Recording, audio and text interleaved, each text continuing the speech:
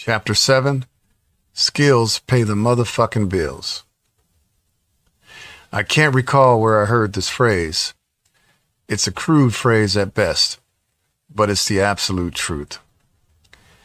In 1992, I was a senior at Howard University, and I got a job selling cars part-time at Brown's Arlington Nissan in Virginia.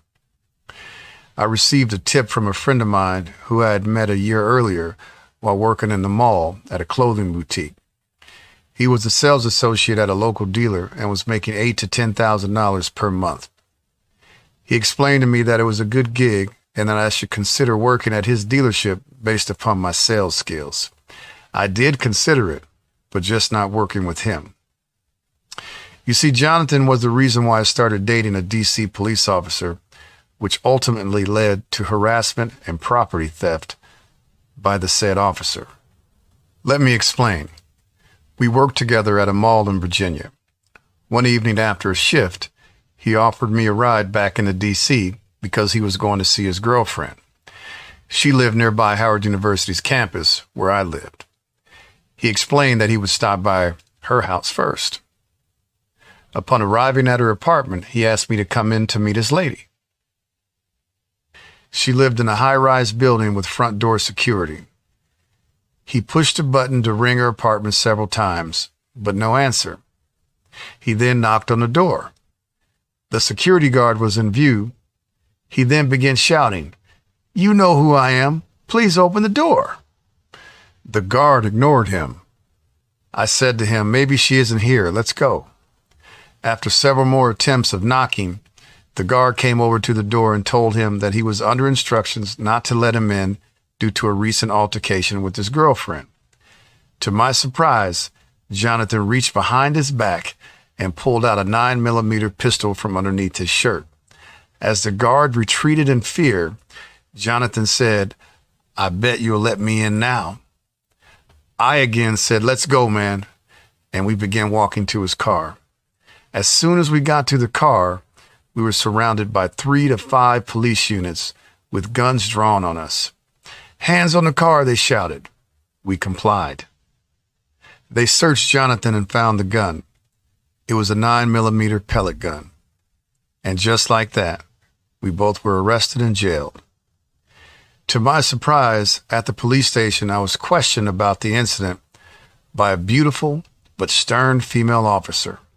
I told her the full story of what happened and then jokingly told her that I only got arrested to meet her. She laughed and said, "Boy, do you know how old I am?" What she said was cute, but she didn't reject my bluntness. Early in the AM, hours after being placed in a holding tank, to my surprise, she came in to get me. She said that they spoke with the security guard at the building, and he confirmed that I had nothing to do with the incident. I was free to go. She said that her shift just ended and offered to give me a ride. The story between me and the DC police officer will be continued in the next chapter. Now, continuing with the auto sales story. I took the job at Brown's Nissan. On my first day, David, the sales manager, told me, "Grab a desk and read brochures on the car lines." I didn't give it any thought. I simply sat at the nearest desk. Moments later, a sharply dressed, briefcase-carrying gentleman stood in front of me and said out loud, "Hey, David, who is this motherfucker here at my desk?" I looked up at him, and before I could say anything, David said, "Hey, Cheeks, can you move to another desk, please?" He then proceeded to come down from the sales tower to address the gentleman and myself. David said in a professional, low tone, "AJ, this is Chico Warren. He's our new green pea, fresh rookie." And AJ replied, "I don't give a fuck who he is. Keep him out of my desk." I moved my things to the desk directly behind AJ. I watched him open up his briefcase, lay out his daily work plan, and then paged a lot attendant to his desk. The attendant, Buck was his name, walked up. AJ threw him his keys and told him to have his car cleaned and ready to go at 7 p.m. He also handed him a few dollars as well. He then swiveled around to me in his chair with his arm extended to prompt a handshake. He said, "Hey man, my name is Andrew Jones, but people call me AJ. It's nice to meet you." I said likewise. He then explained to me that he wasn't trying to be an asshole towards me, but he had to remind others of his status within the dealership each day. AJ was a seasoned vet in the car business. He had set sales records all around DC, Maryland, and Virginia. Wherever he worked, he was the top salesman. And for a small dealership like Brown's to get AJ, they had to give up a lot of control. He was excused from normal and customary salesman duties. At that time, it was customary in the car business for all salespeople to unlock the inventory prior to opening, as well as lock them all at closing. He was also never expected to attend mandatory sales meetings, but when he did, it was pure fireworks. He never let the management team feed us any bull. Even when the owner stopped in, he always made his way to AJ to pay his respect. AJ delivered each month, dominating the sales leaderboard with the most cars sold and the highest gross average. He consistently made between $12,000 to $15,000 each month. AJ was probably in his 50s, and I was 22. I paid close attention to him, but never asked for help. I struggled, but I managed to earn a paycheck. I went from making $1,200 part-time at the mall to making $3,000 part-time at the dealership. AJ saw my check stub and laughed out loud. He showed me his $15,000 check stub, and my jaw dropped. He clearly had the skills that paid the bills. He acknowledged that I had potential and I could make the same money if I committed to make some changes. I asked him for help.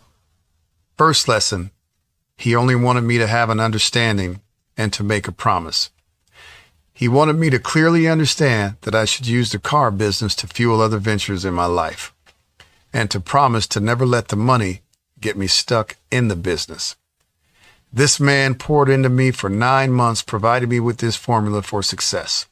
I quickly became the number 2 salesman behind him, and my income shot up to $7,000.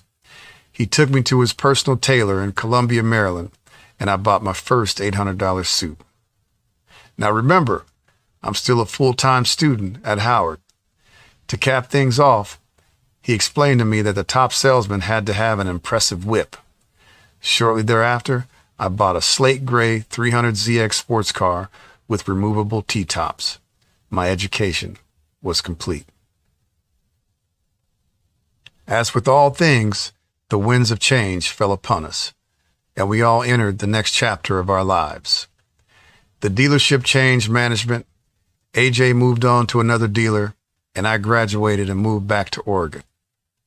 Law school was in my future, but not right away. So I had a year to stack some dough. I hit the ground running, armed with the education I received from AJ. I became a force at one of the largest Toyota dealers in Oregon. I kept my promise as well that I made to AJ. I used the skills that he taught me to build a modest real estate portfolio that spanned across 3 states and also create multiple entrepreneurial endeavors. Today, I'm currently rebuilding my life after losing my business of 10 years to COVID. And even though I have 2 educational degrees, I'm using the skills AJ taught me to relaunch my life at 54. Thank you, AJ.